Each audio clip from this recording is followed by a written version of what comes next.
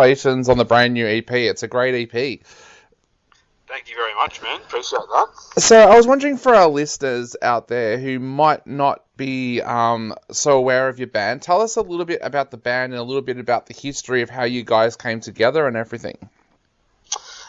So basically, this is a new band that my brother and I sort of hatched a few years ago. That we sort of mucked around with it for a while, because I play as a singer-songwriter. I have another side to my career, so I've always sort of done that. Which is great, but I've always wanted to sort of rock out more. I've always had that sort of beast inside me to do that. So I did a lot of solo touring and stuff like that, and I just wanted a break from that, and I sort of wanted a new, exciting idea to sort of inspire me to do something. So yeah, I sort of started working on some rock and roll riffs, and my brother being like he listens to predominantly heavy music, so he loves Parkway Drive and all that sort of thing. We're obviously not as heavy as that, but anything heavy he really thrives under. So we sort of got together and started writing riffs, and Toddy, who plays bass on my solo stuff as well over the years, and then he's really behind the rock and roll thing as well. So he was involved, and then we sort of decided that we needed to thicken it up and get another guitarist, and we got Pat, and then all of a sudden, we had this 4-piece rock band. Yeah. So was there any hesitation of starting a band with your brother? Because we've heard of bands over the years where brothers have worked really well together, and then we've heard of cases like Oasis where brothers haven't worked so well together. Was there any hesitation in that?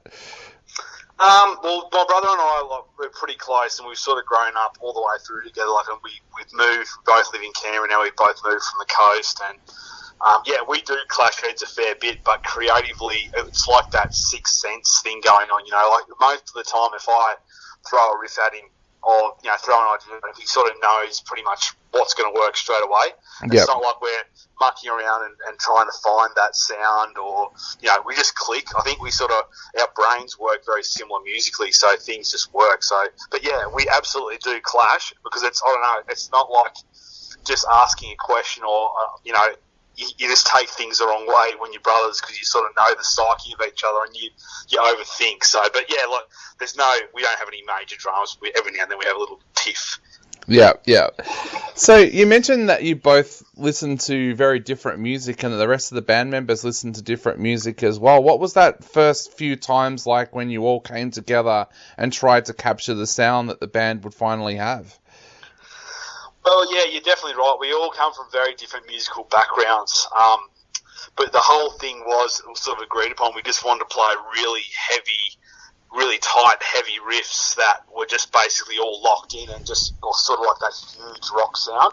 Yeah. So basically, with that all in agreement, everyone brought their own influence along to the band to contribute to what was going on with the rest of the stuff. So, yeah, we were very much on the same page with what we wanted to achieve, but with the sounds we were using, it wasn't strictly, we weren't strictly going for one thing. We were sort of drawing on influences from all the boys and their different backgrounds. Yeah. So tell us a little bit about the writing sessions for this album. What kind of things inspired you guys lyrically when you sat down to work on it?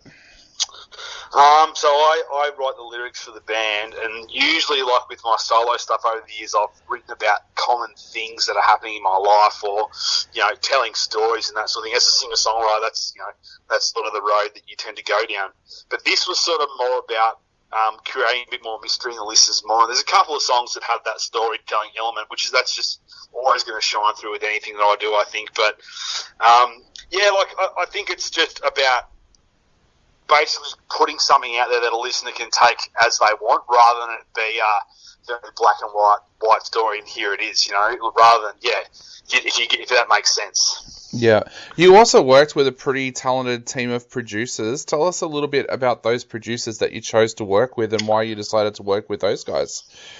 So we start off that Matt Barnes has taken care of a lot of my solo stuff over the years, and he just knows we work really well together, because he just knows how I work and I know how he works, and we're very organised.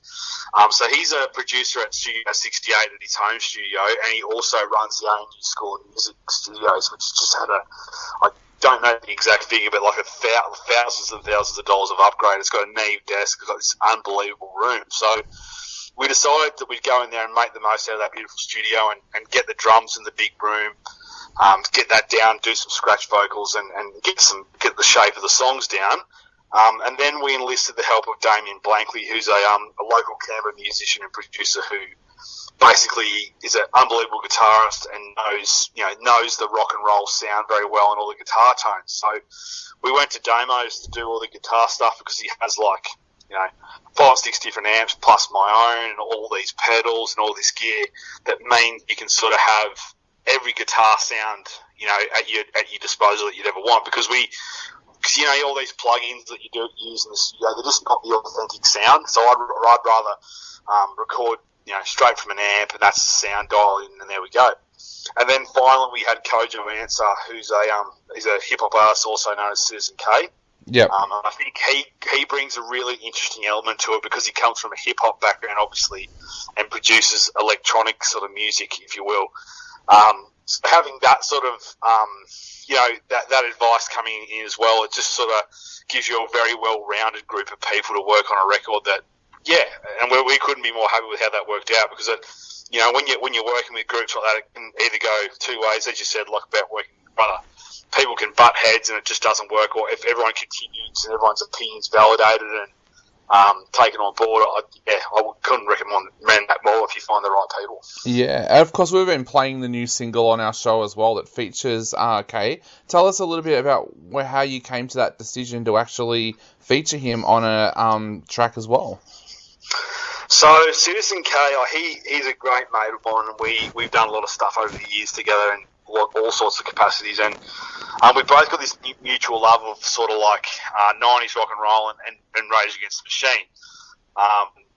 But Kojo is for myself, if I've got an influence, I tend up chasing down that avenue. So if it's a style of rock and roll, I'll have a go at writing it, whereas Kojo sort of takes a step back from that sort of thing. So it's a very interesting dynamic, the way we both look at our music. So he hasn't really touched that genre before, and I had the riff sorted. We had the verse and the breakdowns and the chorus, and then I was about to start writing a second verse. And then I thought, this could be the opportunity to throw it over to Kojo, because I sort of felt that if it wasn't his song, it was a collaboration rather than his song, he might be keen to dip his toe in the water. Because I know that as soon as he put his mind to it, he could do an unbelievable job, which you hear on the record now. But he came to the jam. I threw the riffs at him. I tried on purpose not to tell him much about it because I didn't want him to sort of have any presumptions. And then he just jumped in, and we sort of worked out a bit of a riff for the hit section because I wanted to have its own flavour. So we sort of mucked around, and he was like, "Yeah, that's good there, that's good there." And he went away, and about a month later, he sent back the first cut, which was basically what it is, what you're hearing. Awesome. So, and like I said, we've been playing it, and a lot of people have fallen in love with that track as well. So I was wondering, how does it feel for you guys now releasing an EP while we're in lockdown? What kind of challenges does that present for you guys?